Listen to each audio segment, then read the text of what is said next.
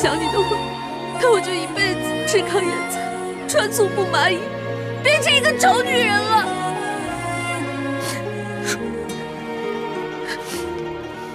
既然你已经发了这么毒的誓，那唯一的解毒办法，就只有以毒攻毒。你放开我！你放开我！放开！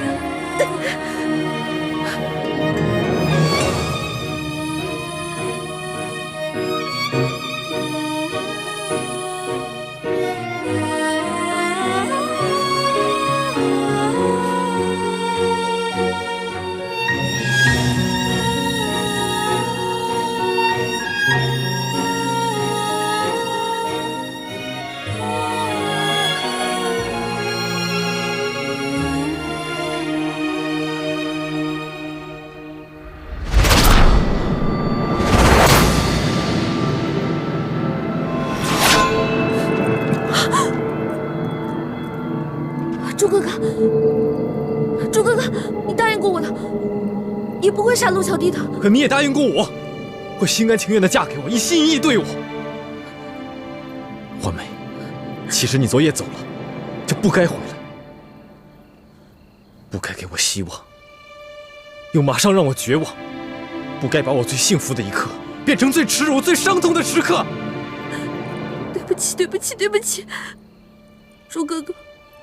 我也不知道为什么，只要你别杀他，我现在就跟你回去拜堂成亲。她不能回去跟你拜堂成亲，她要是嫁给你的话，那就是对这位无情，对你不忠，更是对她自己不仁。玄烨，你不要为难一个女孩子，你有种来，可否有种跟我决斗？论武功，朕远非你的对手，但你我的身份又不是江湖的寻常莽夫，怎可以武定输赢？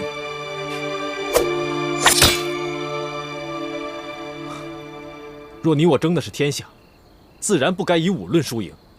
但现在，我们争的是一个女人，则你我的身份，不过是世间一寻常男子。爱新觉罗玄烨，拔剑吧！我就站在这里不动，只用一双肉掌与你交手。你若能逼得我双脚动一下，就算你胜。我和易欢的婚事取消，你带他离开。你若是败了，我也放你一次，让你离开。我带易欢回去继续我们的婚礼。是男人，就接受这次挑战，否则滚回你的紫禁城，做你的八面威风的皇帝。但是，你再也没有资格以寻常男人的身份来跟我抢易欢。好，那朕就接受你的挑战，与你决斗。你疯了吗？你肯定打不过朱哥哥的，你快走啊！儿，自8岁起，朕就只能是一个皇帝。但是朕现在想任性一回，做一回世俗男子，去真真正正的跟朱慈轩来一个决斗。若是输了，朕也绝不后悔。朱哥哥，三师父说你这几天都不能与别人交手的。康熙都应战了，难道我还怯战不成？欢梅，这是我们2个男人之间的决斗，跟你没有关系。朱哥哥，玄烨，动手吧。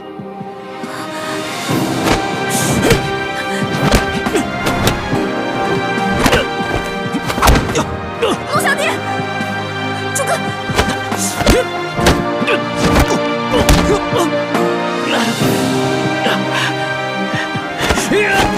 陆小弟，陆小弟，别打了，别打了！你们2个别打了！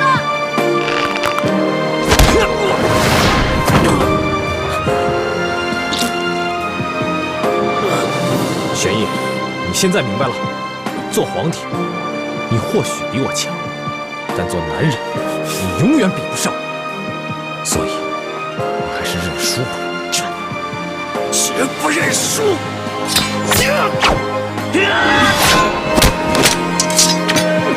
朱哥哥，朱哥哥，你千万别杀了龙小弟！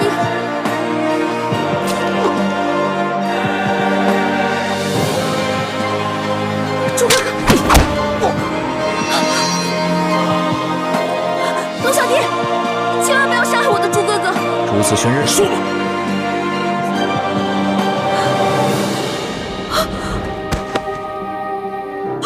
朱哥哥，朱哥哥，朱哥哥，你醒醒啊！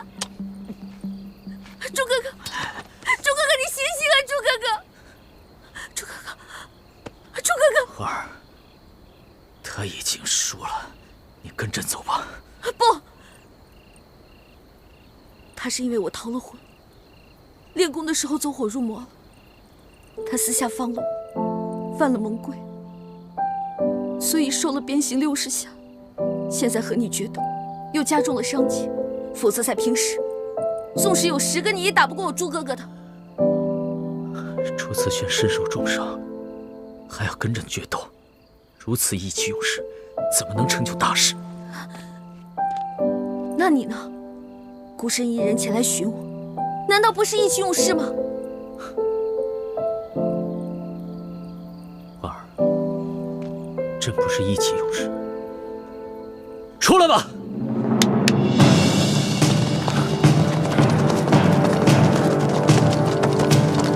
皇上，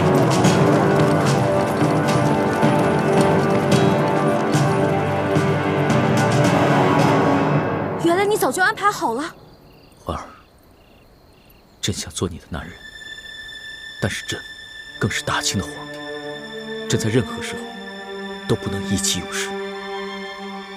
倒是朱思轩，明明受了重伤，却还只把心思用在你我2人之上。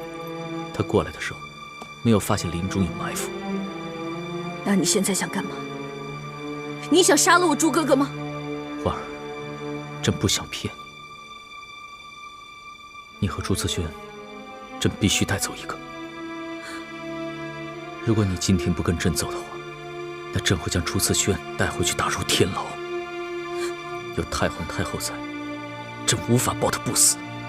但你若是跟朕回去了，那朕可以将他留下。是去是留，你自己决定吧。你这根本不是在跟我赌，你这是在逼我！朕就是在逼你！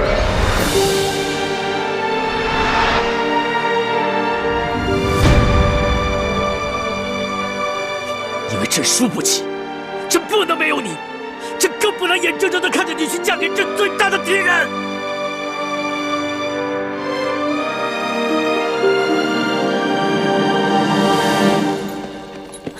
玉，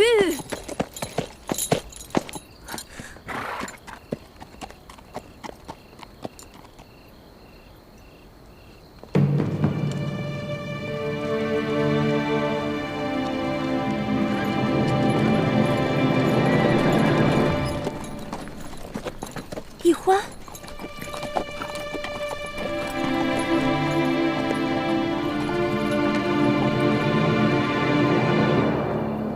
大师兄，大师兄，大师兄，大师兄！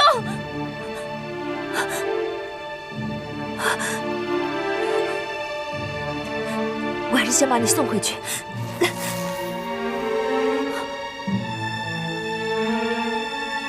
这是师傅们发的信号弹。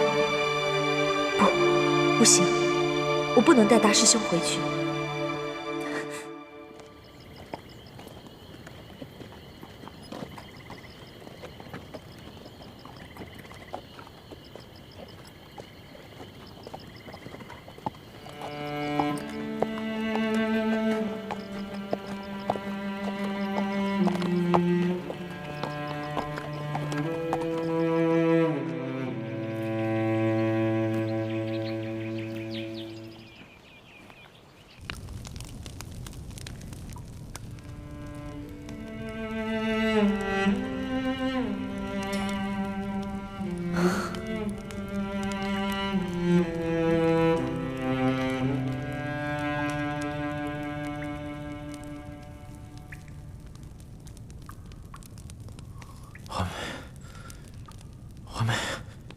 皇妹，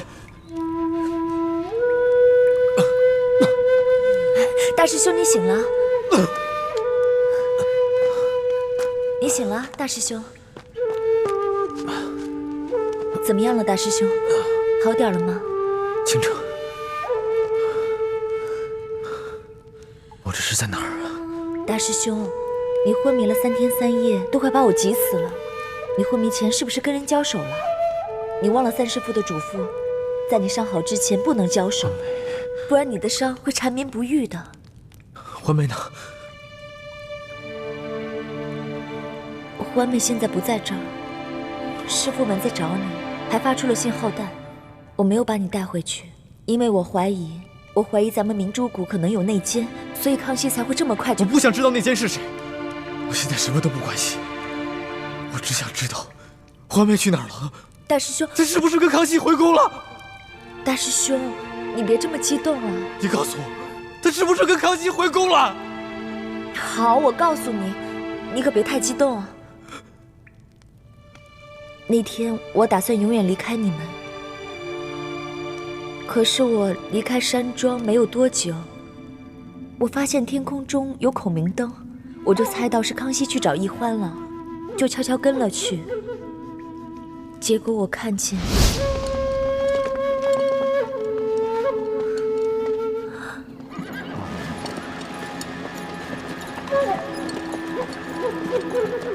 易欢。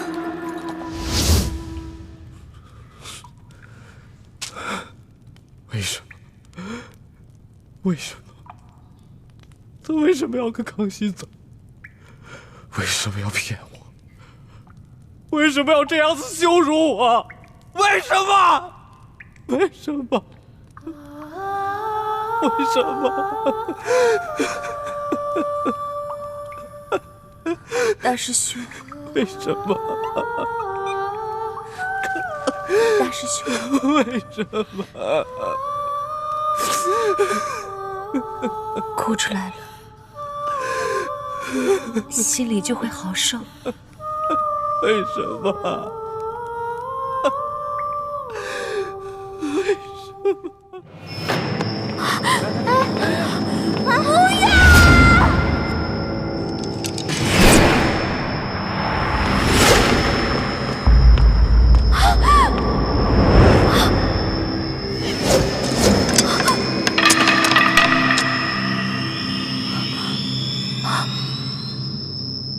龙小弟，你不是答应过我吗？你永远不会杀他们的，你不能出尔反尔啊！不是朕要杀他们，是你们的奸细把他们出卖给太皇太后，是太皇太后执意要杀他们，朕也是迫不得已。行刑！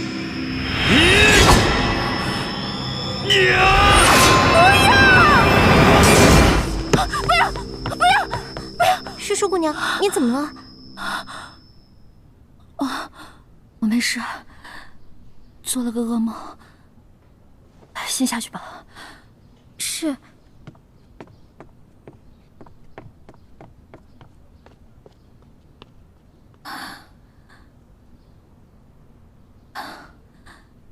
朱哥哥，你怎么样了？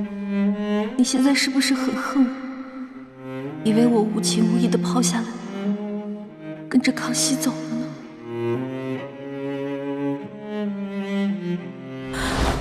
你和朱自轩，朕必须带走一个。如果今天你不跟我走的话，那朕会将朱自轩带回去打入天牢。只要太皇太后在，朕无法保他不死。但若是你跟朕回去了，那就可以将他留下。是去是留，你自己决定吧。你这根本不是在跟我赌，你这是在逼我！这就是在逼你，因为朕输不起，朕不能没有你，朕更不能眼睁睁地看着你去嫁给朕最大的敌人。朱哥哥，我没有言而无信，出尔反尔。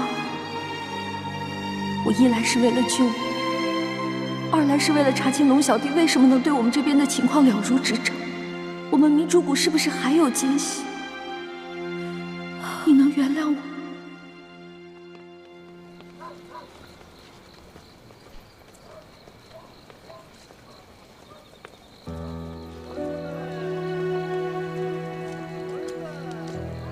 哎呀，这穿什么东西？这人怎么穿这样？哎呀，这不前朝服饰吗？真是少见。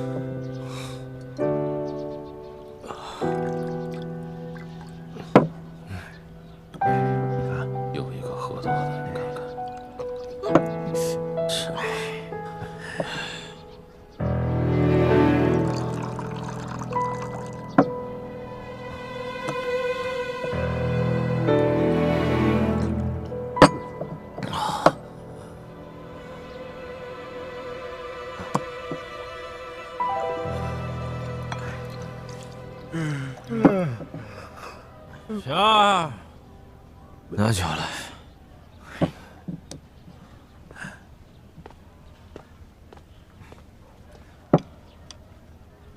客官，你这都喝了一晚上了，还能再喝吗？你还有钱再喝吗？连你也看不起我，因为我没钱吗？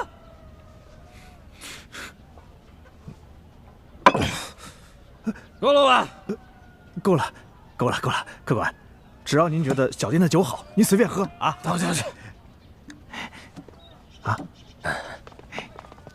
哎呦，你看这人胆儿真大呀！竟然敢穿前朝的服饰。对，你看还穿着新郎服呢。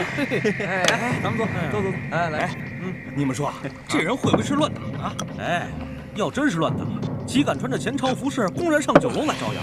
我看不是哪个戏班的戏子，就是个疯子。对，有道理。哎，我看他可不像是疯子。你看他那副伤心欲绝的样子啊！你说他既然穿了新郎的服饰，他不去洞房花烛夜，跑来这酒楼干什么呀？对，我看呐，一定是新娘嫌他不中用，将他赶出去了。我跟你们说啊，这说明是这新娘子别有所爱，逃婚去了。那这个男人岂不成了一个大乌龟？王八！给我滚！他说什么？给我滚！哎呦喂，敢让大爷滚，爷现在让你滚，你滚！呀！好汉不吃眼前亏，咱们撤，快撤！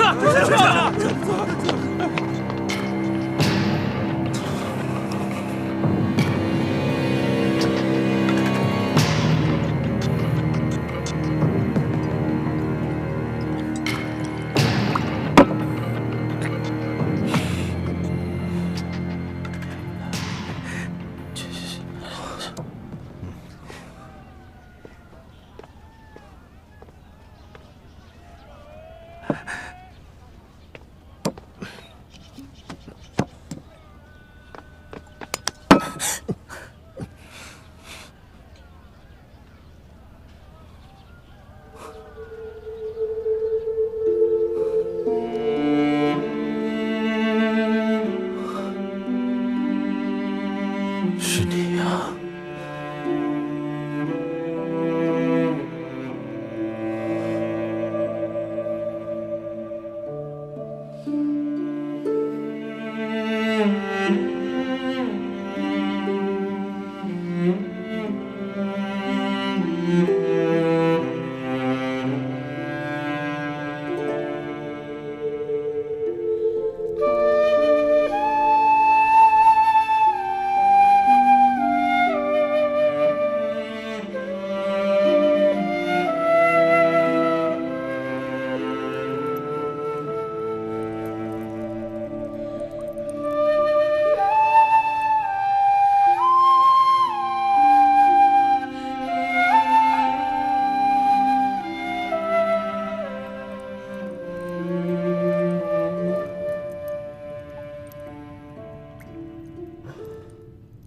酒，我要喝酒，给我酒，给我酒，我的酒呢？哎，我的酒呢？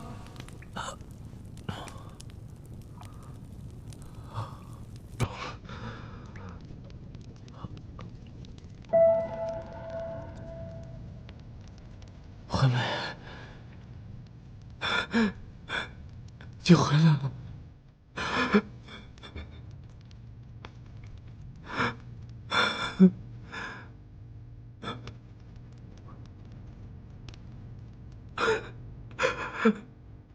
大师兄，你醒了。惠美，你怎么叫我大师兄了？你不是最喜欢叫我朱哥哥吗？好，既然你喜欢，那我就叫你朱哥哥。朱哥哥，我们成亲了，我们先和解，再成礼。能成亲，好。可是师傅们不在啊。成亲是我们2个人的事，师傅们在不在，不要紧的。好，我们成亲，我们成亲。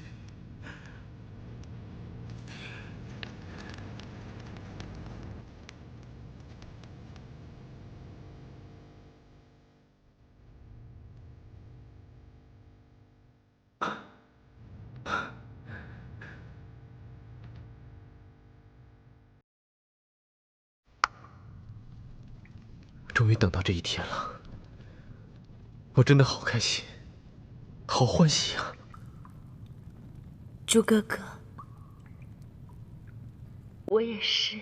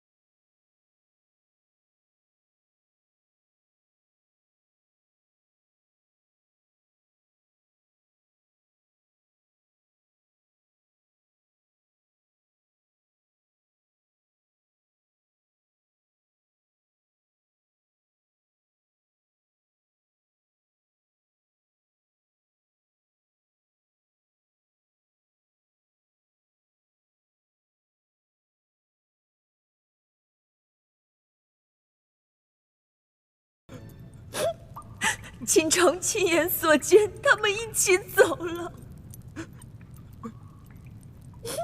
不要再折磨你自己了。一直真爱你的人是秦城我呀。这么多年，君城一直默默地爱着你，我理解你，我懂你的心。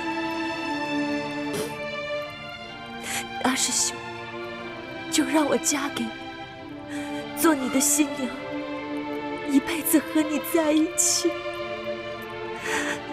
关心你，爱护你。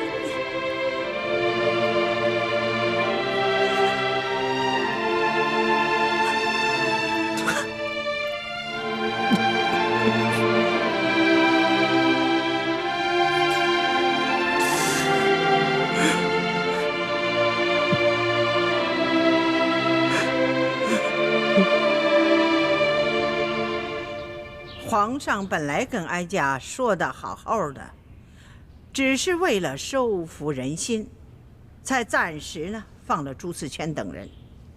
怎么就斗起来了呢？这若不是朱自全此前先受了重伤，那皇上岂不是危险了吗？太皇太后都不用担心，皇上应该不会有什么危险的。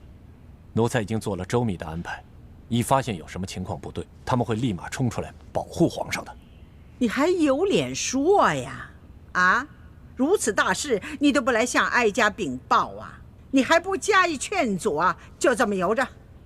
皇上任性啊！太皇太后，您真是委屈奴才了。这皇上为了怕奴才走漏风声，一直都不让我离开他的视线。再说了，皇上的脾气您是了解的，那哪是奴才能劝得住的呀？皇上啊，他原来可不是这样子，都是这个李欢呐，把他蛊惑成这个样子。现在最可虑的是，皇上居然把这个李易欢又接回宫了，这可如何是好啊？你呀，亏你还是六宫之主呢，你居然如此无用啊你！皇祖母，妾身也劝过皇上，可皇上每次听了以后抬脚就走，也不管妾身这面子上是过得去还是过不去，从此以后也再也不来这坤宁宫了。妾身到哪里再去劝皇上？罢了，刚才哀家是把话说重了，这也怨不得你。皇上啊，他亲政以后，大权在握呀，但是在这个事上还得靠哀家亲自去把关呢。刘嬷嬷，奴才在。带上几个人，去把这个曾经的笔墨侍书给我叫到慈宁宫来。这。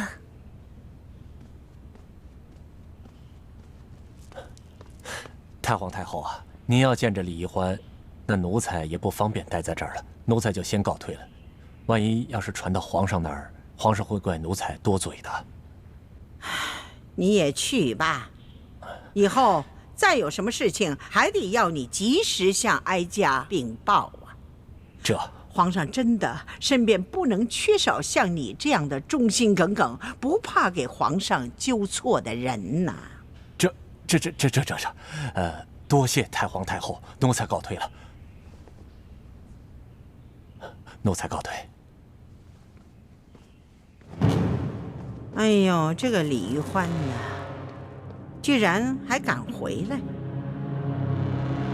真把这紫禁城当成想来就来，想走就走啊？有这么随便的吗？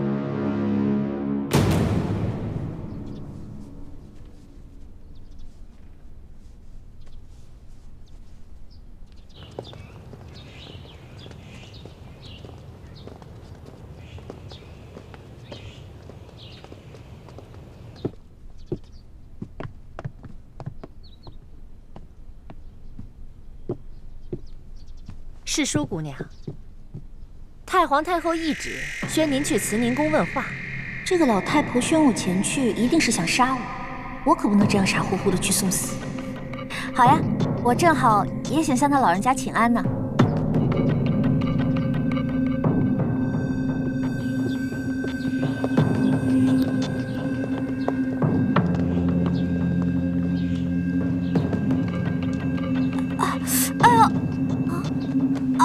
师叔姑娘，你没事吧？不好，师叔姑娘肚子疼，得赶紧传太医。世淑姑娘，你这病发的也太巧了。太皇太后刚一传诏，你就病了。刘嬷嬷，我也不知道怎么着，我这突然就肚子特别疼。你呀，就别在我面前耍这些小把戏了。你可别忘了，你刚进宫的时候，不知使了多少花样，想要糊弄我呀。哼，怎么着？今天故伎重演，我可是不会再上你的当。你们两个听好了，今天他就是真的病了，抬也给我抬到慈宁宫去。这大胆！奴婢给皇上请安，皇上急驾。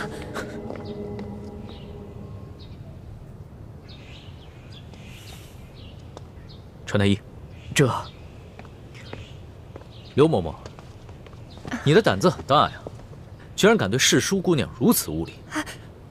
奴才该死，奴才该死！是太皇太后，她要宣世淑姑娘去慈宁宫的，请皇上恕罪啊！好了，你去回禀太皇太后，就是世淑姑娘病了，等她病情好转了，朕再陪着她，去给太皇太后她老人家请安。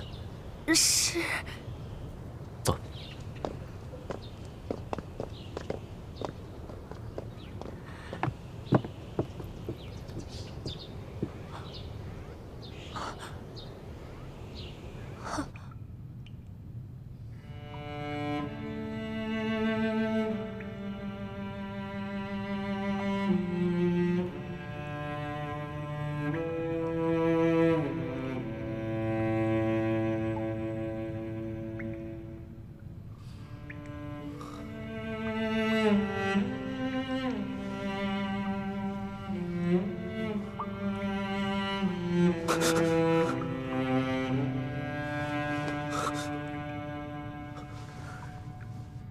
相公，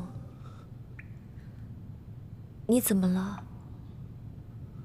相公，别这么叫我，别这么叫我，我求求你别这么叫我。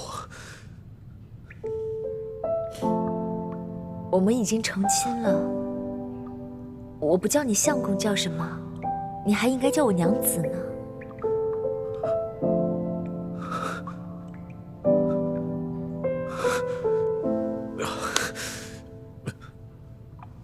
我的头好痛，头好痛。昨天晚上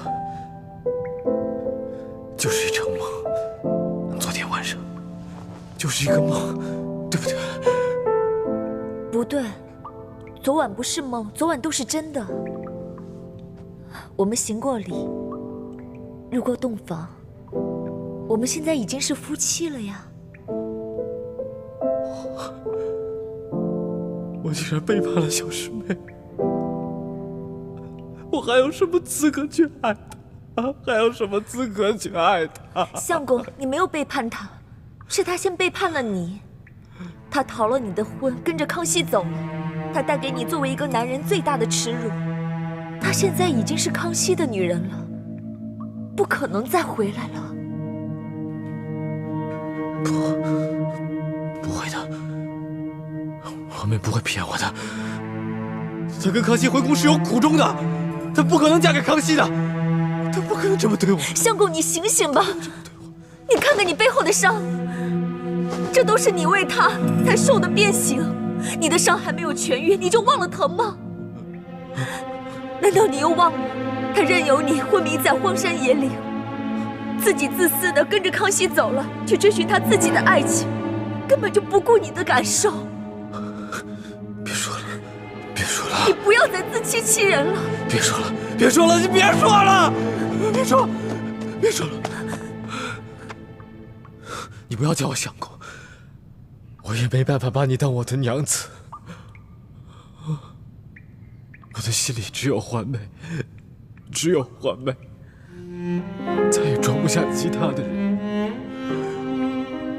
是我不配做你的相公。你还是放不下的，就算他那么对你，你还是放不下的。是，不管他对我做什么，我都放不下他。我放不下他，我放不下他。既然你放不下他，那你为什么要接受我？为什么要跟我入洞房？你为什么要给了我希望，又让我这么绝望？你说。对不起，倾城，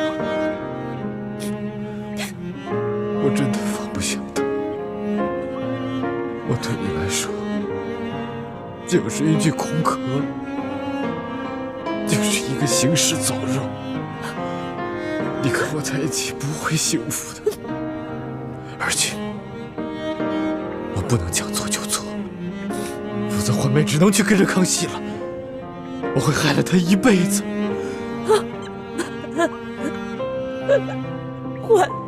环梅，你口口声声只知道环梅，为什么环梅做了什么事情你都能够包容她？那我呢？不管我怎么对你真心，你都不接受我，你都在逃避我。我已经把我自己的一切都给了你，你却跟我说那是一个错误。你考虑过我的感受吗？你为什么要这么对我？为什么？为什么要这么对我？倾城，我什么都给不了你，那你杀了我吧，你杀了我吧。其实我早就不想活了，我这样活着好辛苦啊！我不能让义父失望，也不能让朱明联盟的人失望，我连死的资格都没有。我求求你，杀了我吧！你杀了我，对我来说是一种解脱。杀了我！我求求你杀了我！我真是想不到，朱慈轩，你对我竟然能绝情到这个地步！你还是我的那个大师兄吗？那个从小对我最关心、最温暖、最呵护我的大师兄吗？我本以为把自己嫁给你，就能永远跟你在一起，哪怕你不爱我，我不在乎，我只想跟你在一起，关心你，照顾你一辈子。可我万万没有想到，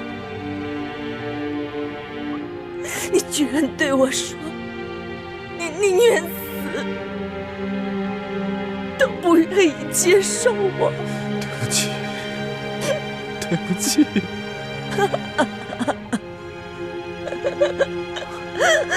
倾城，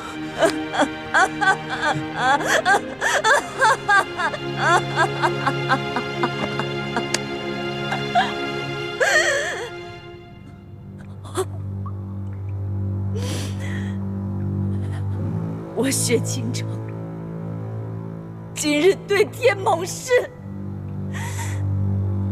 此生我薛倾城绝不再对朱慈轩有情，有违此誓，犹如此残。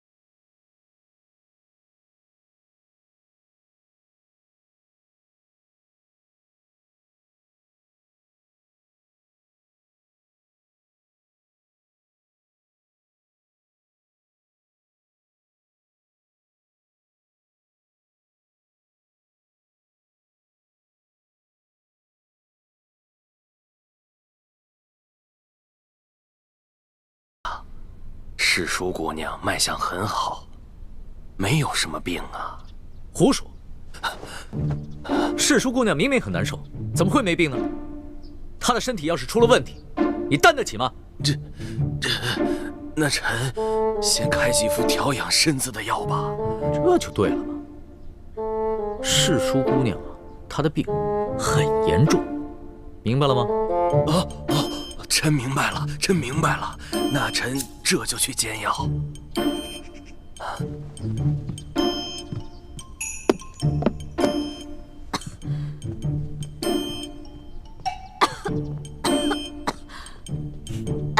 别装了，都走远了。你小点声，要是被太皇太后知道了，又该找我麻烦了。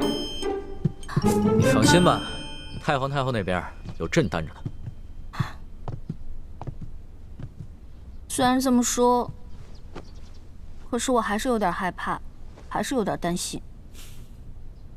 你是在担心明珠谷的那些人吧？我昨天晚上做了一个梦，我梦见你抓走了我的猪哥哥，还抓走了我爹跟我师傅们，最后你还要砍他们的头。你这个呀，就是日有所思，夜有所梦。当然，如果你爹和你的师傅们一意孤行，坚持要光复大明的话，那最后这样的结局是在所难免的。因为到了那个时候，就算朕想放了他们，满朝的文武和太皇太后也不会放过他们。我明白，我以前一直认为皇上是这天下最大的官，可以为所欲为。可是在我进宫大半年以后，我才发现，原来身为皇上，也有太多的身不由己。龙小弟，我这次答应你回宫，不仅仅是为了救猪哥哥的性命，我还想开诚布公的跟你好好谈一次。你想谈什么？说实话，从小到大，我爹跟师傅们都教导我，要光复大明。我们明珠谷的孩子都以光复大明为一生中最大的责任。可是我始终不明白，我们为什么一定要光复大明呢？我爹跟师傅们总是说，朱明王朝才是正统。我们大明是如何如何的好，你们大清是如何如何的不好。可是自打我进宫到现在的大半年时间，我看着你这个皇上，心里不仅仅有你们大清，还有全天下的老百姓，所以这让我很矛盾。龙小弟，你跟我说实话，如果我真的说服了我爹跟师傅们放弃光复大明，你真的可以既往不咎吗？那当然，这是朕为什么连续2次放了朱思轩的原因。他和你爹，还有你的师傅们，都是前明各行各业中的顶尖人才。他们要是肯放弃对抗朝廷，辅佐朕，平定三藩，收复台湾，那才是真正的造福百姓。否则的话，就是年年内战，天下大乱，天下的老百姓就更苦了。你不会骗我吧？你之前跟我说要惩处贪官，肃清吏治，可是你最后还是放了阿碧琪、隆德多那些坏蛋，我还能再相信你吗？朕之前是说过，要杀阿碧琪、隆德多那些贪官，但是你得给朕时间呢。你给朕3年时间，朕一定会把他们清除干净的。如果你还不相信我的话，那我们击掌为誓。如果朕没有做到，你就取了朕这条性命，朕绝无怨言。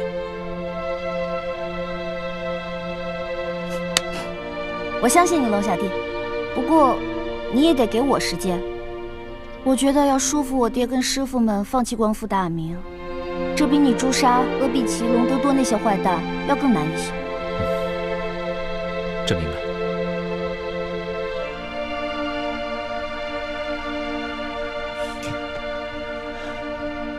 花儿，这化解朝廷与明珠谷之间的矛盾，就全在你和朕2人了。所以，无论如何，咱们2人一定要互相信任，互相扶持，永不相疑，永不相害。好，我们要互相信任，互相扶持，永不相疑，永不相害。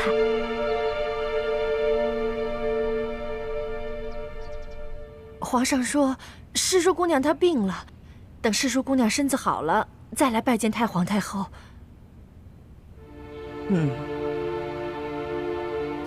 下去吧。那奴才告退。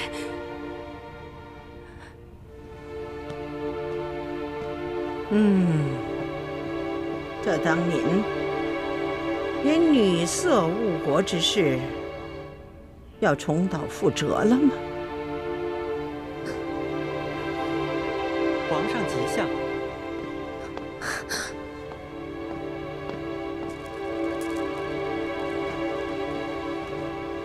皇上吉祥。皇祖母吉祥，孙儿给您请安。哀家可是受不起这大礼呀。先起吧。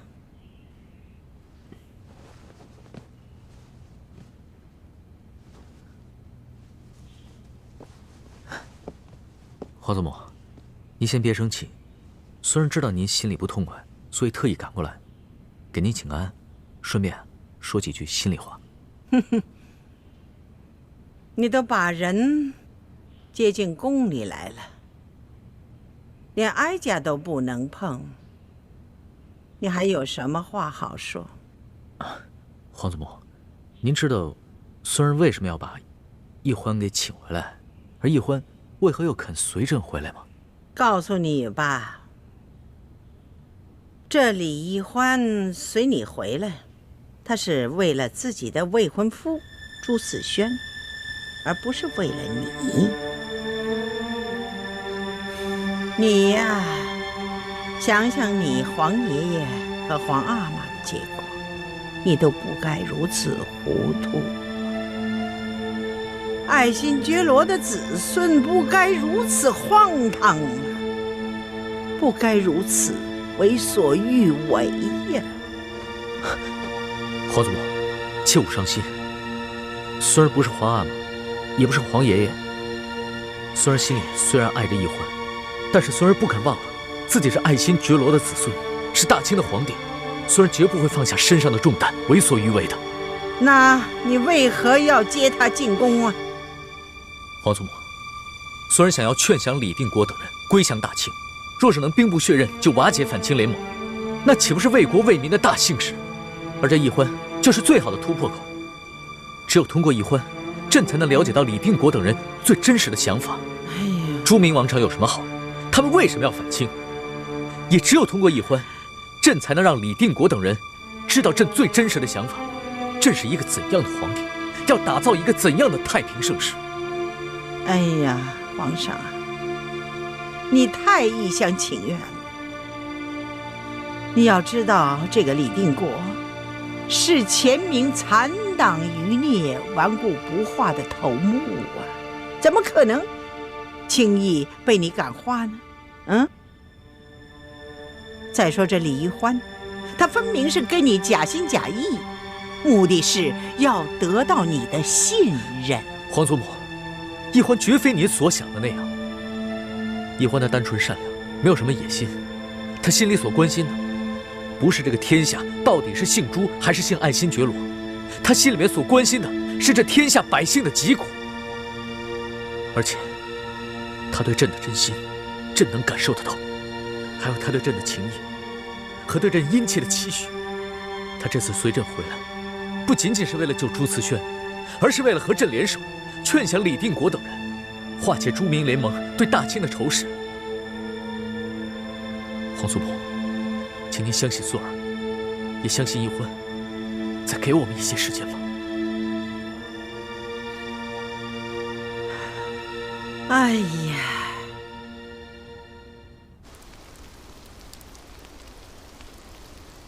奕欢又回到紫禁城，去见康熙了。这是吴三桂在宫中的内线传来的消息，错不了。那太子跟雪清城呢？他们也落到康熙手中了吗？内线说，只有奕欢回到了永乐斋，没有雪姐姐和大师兄的消息。这就怪了。太子和雪清城会去哪里呢？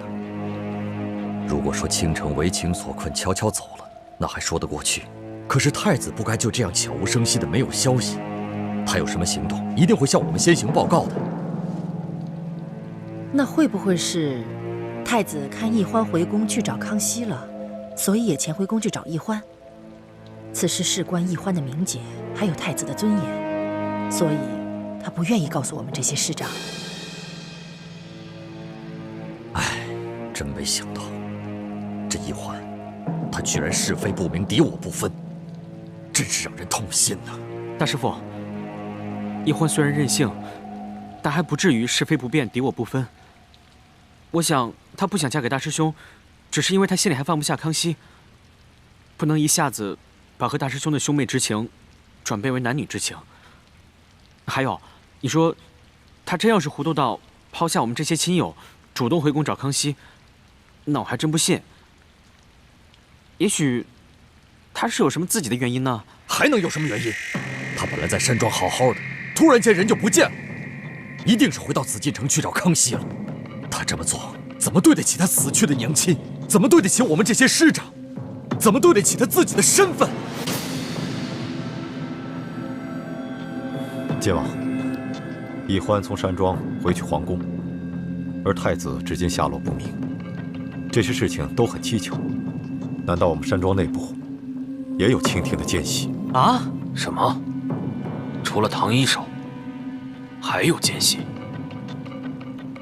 樊兄所言甚是，我们离京之后，就住在这香山泉水山庄，可是康熙却似乎对我们的行动了如指掌，这说明泉水山庄也出了奸细，而且现在我们的行踪已经暴露，在我们没有查到奸细是谁之前，恐怕清军就会杀到，所以现在当务之急，我们还是先离开这山庄，找一处只有我们几个人知道的安全地方，再行躲避。没错，现在这里已经不安全了。事不宜迟，我们赶快撤吧。龙小弟，怎么样？太皇太后有没有为难你？为难倒是没有，只不过他老人家这一生命运极为坎坷，虽经历过不少大风大浪，但没想到今日为朕几度落泪，朕的心里很是难过。我能明白你的心情，其实我也一样。我不怕爹跟师傅们骂我，我只怕他们难过。我爹是个铁骨铮铮的汉子，从来都是只流血不流泪的，但这次为了我，气红了眼睛，甚至要拔剑自刎。我心里特别的内疚。朕知道，要不是你爹以死相逼的话，你是不会答应和朱思轩成亲的。这你也知道。虽然你们出了紫禁城，但是你们的行踪，朕了如指掌。龙小弟，你在我们那儿是不是埋伏了奸细？慧儿，这些事情，朕不能告诉你，朕也不想用一番谎话来欺骗你，你就不要再问朕了。你只需要知道，朕是真心想以仁德治天下，不欲大动干戈、大行杀戮。要不然的话，朕也不会冒险去见你，而是直接派兵把明珠谷给剿了。谢谢你，龙小弟。如果你真的把我爹跟师傅们全杀了，我就不知道该怎么办了。所以，哪怕是为了你，我也要再给明珠谷一个机会。我这次回去劝服我爹跟师傅们归顺大清，因为只有这样，他们才能真正的化解与你与朝廷的仇恨，我们才能真正的相守在一起。可是我心里好怕呀。怕什么？我知道这次回去劝降他们，肯定困难重重，他们肯定不会听我的。我怕他们会把我锁起来，如果那样的话，我们两个就再也见不到了。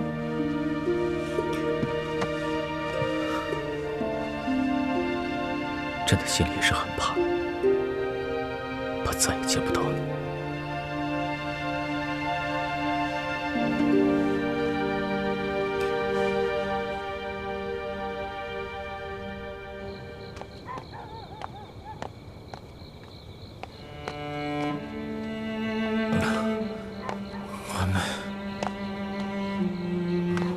我对不起你，我对不起清城。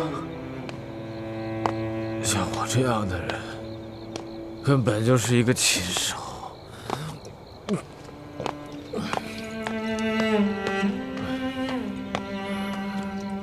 值得任何人爱，也没有资格爱任何人。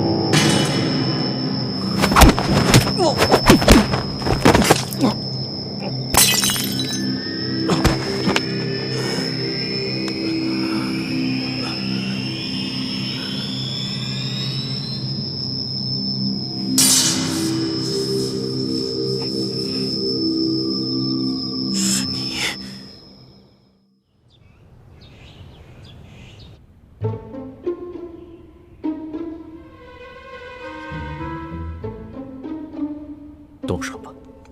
我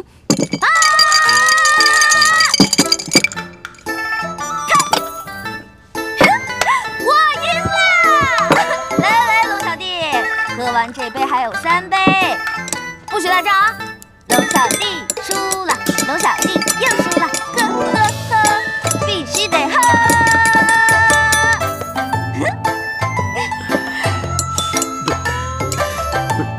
老大，你这里边是不是有什么鬼啊？啊，为什么朕一把都赢不了啊？说什么呢？我是你老大，玩骰子的本事还是我教给你的呢，有什么奇怪的？来，继续，来，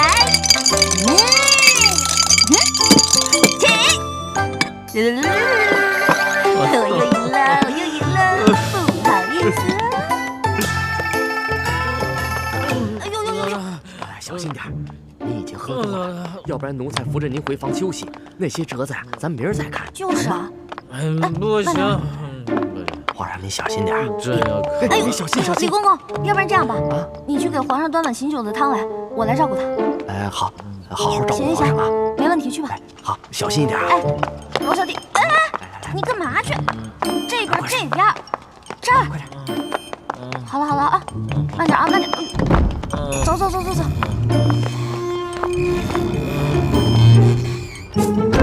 来，龙小弟，慢点。龙小弟，龙小弟，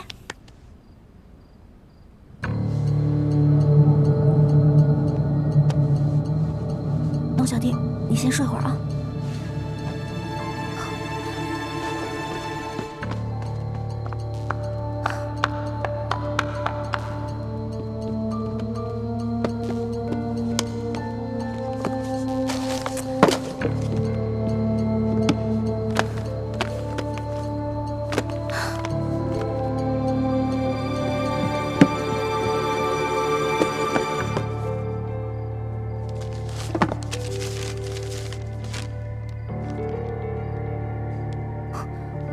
果然有内奸告密，这个字迹怎么那么熟呢？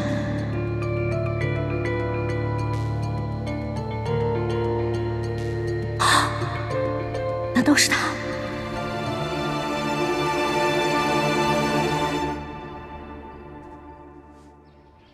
皇上，这李一欢呐，他已经偷看了黑狐的密奏了。这也就是他返回来的用意。他不可能劝降那些潜民余孽。皇上，你还要放他回去吗？皇祖母，一欢虽然偷看了黑狐的密奏，但并不代表他对孙儿的承诺就是假的。孙儿愿意再相信他一回。如果他真的能劝降李定国等人归降大清，那远比派兵剿灭要有利得多，我大清才能够长治久安。皇上，你这番苦心恐怕要付诸东流了。他若是再骗你，你必定失去黑狐了，那将是十分不值得的一件事。皇祖母，孙儿想再赌一次。哀家不相信皇上会赢，但是皇上即使是输了，至少能让皇上断掉对李欢的念想。就算是失去了黑狐，哀家也就认了吧。多谢皇祖母。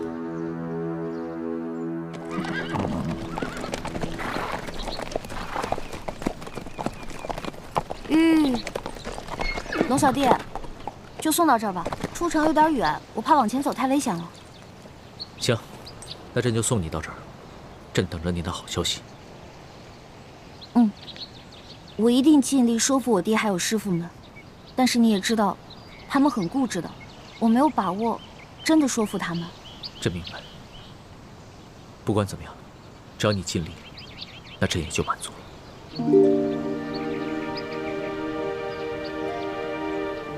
我走了，龙小弟。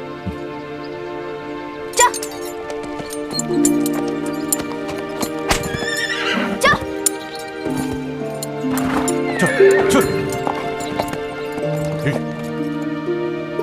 皇上，这李易欢一走，恐怕就不会再回来了。放心吧，他一定会回来的。就算出了什么意外，朕都自有办法让他心甘情愿的回来。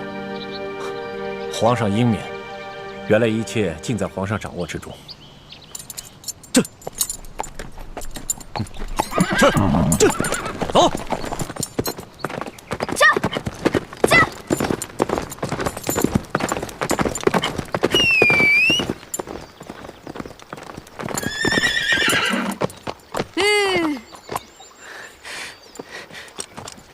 小师妹，你回来了。叶哥哥，今天是你负责放哨啊？我爹他们呢？他们都在秘密据点里。小师妹，你不是跟康熙回宫了吗？怎么又回来了？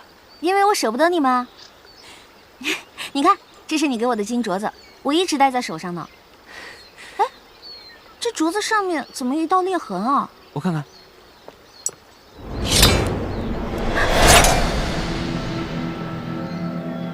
小师妹，你这是干什么？叶默生，我现在是要叫你叶哥哥呢，还是要叫你黑狐呢？什么黑狐白狐的？我不懂你在说什么。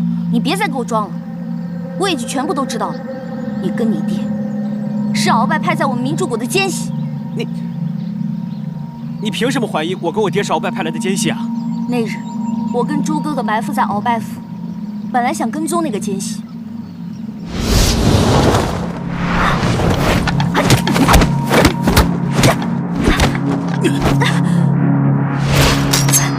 看招！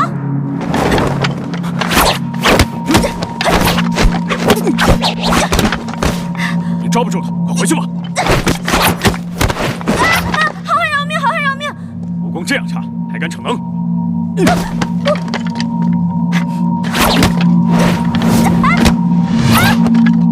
好汉，你再饶我一次吧！这可是那个奸细的武功实在太高了，我根本不是他的对手。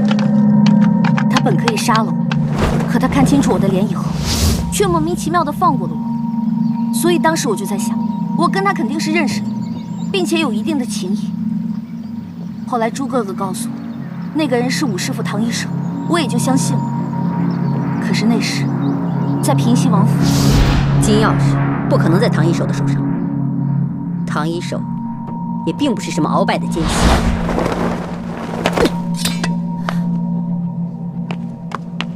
王妃，千万要沉住气。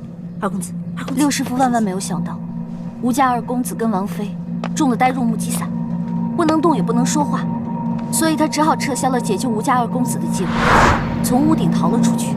当他再回来的时候，却发现扮成王妃的武师傅早已毙命。王妃，王妃，